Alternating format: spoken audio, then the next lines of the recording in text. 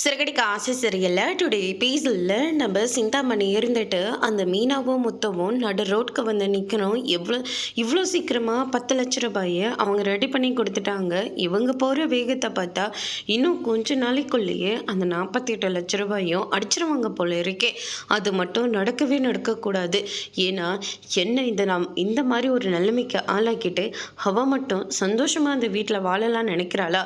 அது மட்டும் நடக்கவே கூடாது அப்படின்னு சொல்லிட்டு சிந்தாமணி இருந்துட்டு வட்டிக்கார மூலயமா மனோஜ் வந்து ஷீட்டிங் பண்ணி தான் அந்த சைன் போட்டு பணத்தை வாங்கினாங்கன்ற விஷயத்த போலீஸ்கிட்ட சொல்லி போலீஸ் மூலமாக மனோஜை வந்து அரெஸ்ட் பண்ணணும். அதே வேகத்தோட அந்த குடும்பம் நடு ரோட்டில் வந்து நிற்கணும் அப்படின்னு சொல்லிட்டு சிந்தாமணி வந்து பிளான் போட்டு கொடுக்குறாங்க.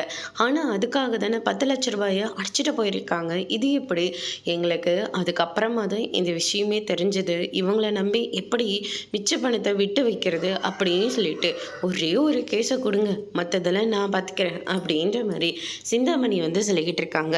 இவ்வளோ தூரம் சொல்கிறீங்கல்ல, சரி செஞ்சு தான் பார்ப்போமே அப்படின்னு சொல்லிட்டு மனோஜ் மேலே போயிட்டு ஏமாற்றி சைன் போட்டு பணத்தை வாங்கினாங்கன்னு சொல்லிட்டு கம்ப்ளைண்ட் வந்து கொடுத்துட்றாங்க.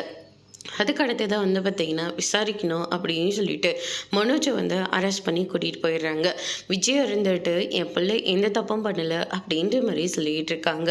மீனாவும் முத்தம் இருந்துட்டு போலீஸ்கிட்ட போயிட்டு இங்கே பாருங்க, அவங்க முன்னாடியே தான் சைன் போட்டிருக்காரு, அது மட்டும் கிடையாது, நாங்கள் அதுக்கான பணத்தையும் கட்டிட்டு வந்திருக்கோம், அதுக்கான ஆதாரமும் எங்ககிட்ட இருக்குன்னு சொல்லிட்டு ஆதாரத்தை காட்டுறாங்க. அதோட பிரம்ம முடிச்சிருக்காங்க.